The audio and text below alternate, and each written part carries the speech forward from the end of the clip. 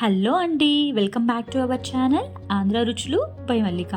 ఈరోజు మనం bread halwa prepare చేసుకుందాం. బ్రెడ్ హల్వా చాలామంది చేస్తారు, మీకు కానీ కోవా లేకుండా కోవా టెక్స్చర్లో బ్రెడ్ హల్వాని సూపర్ టేస్టీగా చాలా సింపుల్గా ఎలా ప్రిపేర్ చేసుకోవాలి నేను మీకు చూపిస్తాను. ఎలాగో చూసేద్దాం పదండి.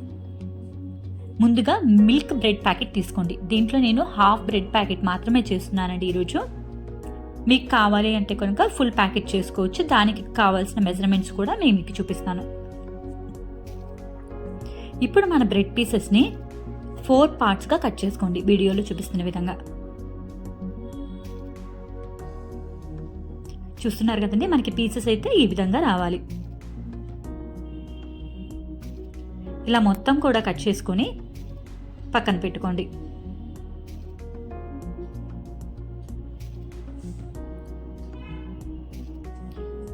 ఇప్పుడు స్టవ్ మీద ఒక బాండీ పెట్టుకొని దాంట్లో డీప్ ఫ్రైకి సరిపడా నేను ఆయిల్ వేస్తున్నానండి. మీకు కావాలి అంటే కొంచెం ఆయిల్ వేసుకొని బాండీలో కొంచెం నెయ్యి వేసుకొని కూడా మీరు ఫ్రై చేసుకోవచ్చు. చూస్తున్నారు కదా, అన్ని పీసెస్ ఒకేసారి వేయకుండా ఆయిల్ హీట్ అయిన తర్వాత ఒక్కొక్కటిగా వేయండి. అన్ని పీసెస్ వేసామనుకోండి సరిగా కుక్ అవ్వవు. ఇలా ఒక్కొక్కటిగా వేసుకొని ఫ్రై చేసుకోండి.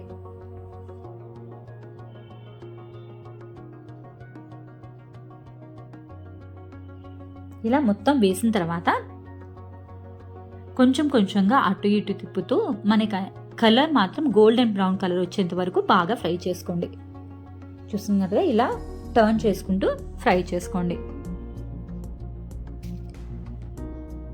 మనకి ఈ ఫ్రై పీసెస్ అనేవి ఏ కలర్లో వస్తే మన హల్వా అనేది ఆ కలర్లో వస్తుందండి, గుర్తుంచుకోండి. మీరు కొంచెం ఎక్కువగా కనుక తీస్తే, అంటే కొంచెం ఎక్కువ బ్రౌన్ కలర్లో కనుక తీస్తే ఆ బ్రౌన్ కలర్లో వస్తుంది. మీకు ఏ టెక్స్చర్లో కావాలో ఆ టెక్స్చర్లో మీరు పీసెస్ అనేవి తీసుకోండి. చూస్తున్నారు కదా, మనకి పీసెస్ అన్నీ కూడా ఇలా బ్రౌన్ కలర్లో అయిపోయినాయి. ఇప్పుడు వాటిని తీసి ఒక సర్వింగ్ ప్లేట్లోకి తీసుకోండి. ఇలానే మొత్తం బ్రెడ్ పీసెస్ని కూడా ఫ్రై చేసుకోండి బ్యాచెస్ వైజ్గా. చూస్తున్నారు కదా, వీడియోలో చూపిస్తున్న విధంగా. స్టవ్ అనేది మీడియం హీట్లోనే పెట్టుకోండి. మరీ హై హీట్లో పెడితే మనకి పీసెస్ అనేవి మాడిపోతాయి. ఇలా మొత్తం కూడా ఫ్రై చేసుకొని పెట్టుకోండి.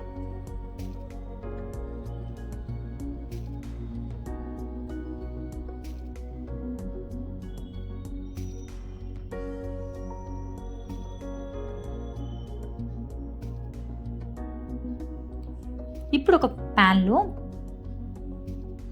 మనం హాఫ్ బ్రెడ్ ప్యాకెట్ తీసుకున్నాం కదండి, దానికి నాకు ఒక ఫుల్ కప్ వరకు షుగర్ పడుతుందండి, గుర్తుంచుకోండి.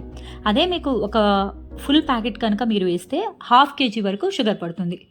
మనం షుగర్ ఎంత తీసుకుంటే వాటర్ మాత్రం అంతే క్వాంటిటీ తీసుకోవాలండి. 2 ఈక్వల్ క్వాంటిటీలో ఉండాలి, గుర్తుంచుకోండి. షుగర్ బాగా మెల్ట్ అయ్యేదాకా బాయిల్ చేసుకోండి. దీనికి పాకం రావాల్సిన అవసరం ఏం లేదండి. షుగర్ మెల్ట్ అయ్యి జస్ట్ ఒక స్ట్రింగ్ కన్సిస్టెన్సీ వస్తే సరిపోతుంది. లేదు అన్నా కూడా మీకు మొత్తం కరిగిపోతే చాలు.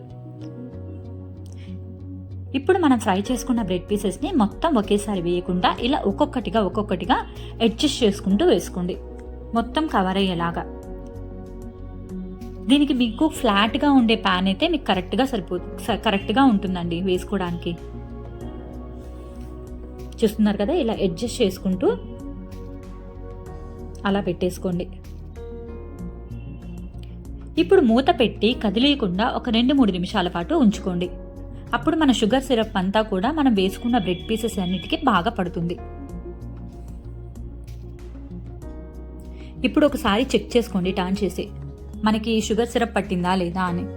చూస్తున్నారు కదా, తర్వాత నెమ్మదిగా ఇలా కలుపుకొని బ్రేక్ చేసుకుంటూ ఉండండి. మరీ బాగా స్మూత్గా పేస్ట్ చేయకండి. ఇప్పుడే చేసేస్తే మనకి హల్వా అయిపోయేసరికి మరీ పేస్ట్లా అయిపోతుంది మన హల్వా అనేది, గుర్తుంచుకోండి. ఇలా వస్తే సరిపోతుంది.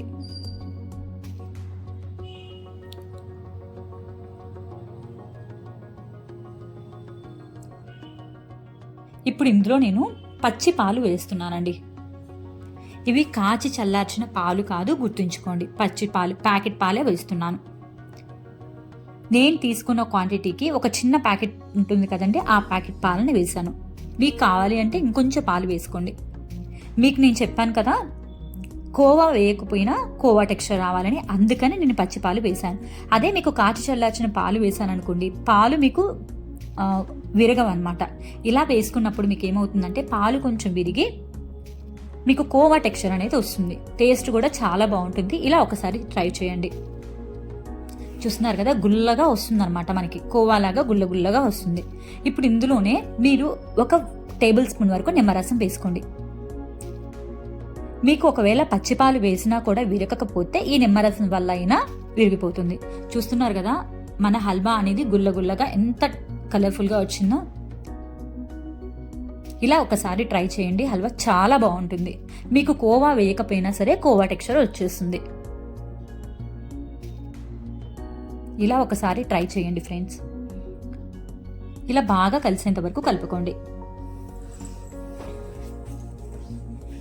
ఇప్పుడు దీన్ని మూత పెట్టి 2 నిమిషాల పాటు అలా వదిలేసేయండి. ఇప్పుడు మరో స్టవ్ మీద మరో ప్యాన్ పెట్టుకొని దాంట్లో కొంచెం నెయ్యి వేసుకొని డ్రై ఫ్రూట్స్ని వేయించుకుందాం. నెయ్యి మొత్తం బాగా కాగిన తర్వాత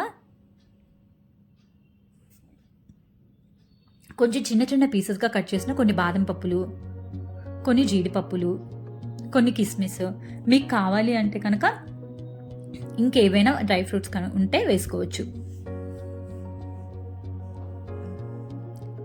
ఇందులోనే వాటర్ మెలన్ సీడ్స్ కూడా వేసుకోవచ్చు ఫ్రెండ్స్. ఇవి కొంచెం వేగిన తర్వాత వాటర్ మెలన్ సీడ్స్ అయితే వేసేసుకుందాం.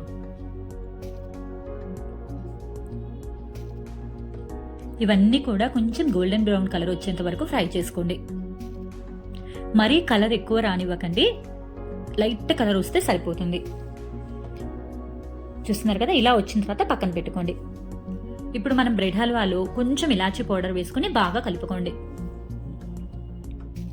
ఇప్పుడు మనం ఫ్రై చేసిన డ్రై ఫ్రూట్స్ని కూడా వేసుకుని మరోసారి కలుపుకోండి.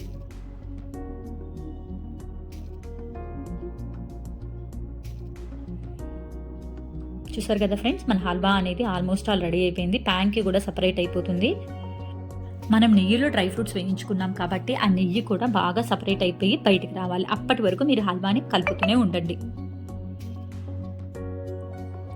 అప్పుడే బ్రెడ్ హల్వా అనేది పర్ఫెక్ట్ కన్సిస్టెన్సీలోకి వస్తుంది. చూస్తున్నారు కదా, వీడియోలో చూపిస్తున్న విధంగా ఇలా కలుపుతూనే ఉండండి. చూస్తున్నారు కదా ఫ్రెండ్స్, హల్వా అనేది ఎంత బాగా వచ్చిందో, అక్కడక్కడ డ్రై ఫ్రూట్స్ తగులుతూ మధ్యలో వైట్ వెయిట్గా కోవాలాగా చాలా బాగా వస్తుంది హల్వా. మీకు కావాలి అనుకుంటే ఇంకొంచెం పాలు వేసుకుంటే కోవా టెక్స్చర్ అనేది ఇంకొంచెం పెరుగుతుంది. ఇలా ఒకసారి ట్రై చేయండి, చాలా బాగుంటుంది. ఇప్పుడు మన హల్వాని ఒక సర్వింగ్ బౌల్లోకి సర్వ్ చేసుకుందాం. పైన మరికొన్ని డ్రై ఫ్రూట్స్ వేసుకొని మీరు సర్వ్ చేసుకుంటే ఎంతో టేస్టీగా ఉండే బ్రెడ్ హల్వా అనేది రెడీ అయిపోయింది. మీకు కనుక ఈ వీడియో నచ్చినట్టయితే ప్లీజ్ సబ్స్క్రైబ్ మై ఛానల్.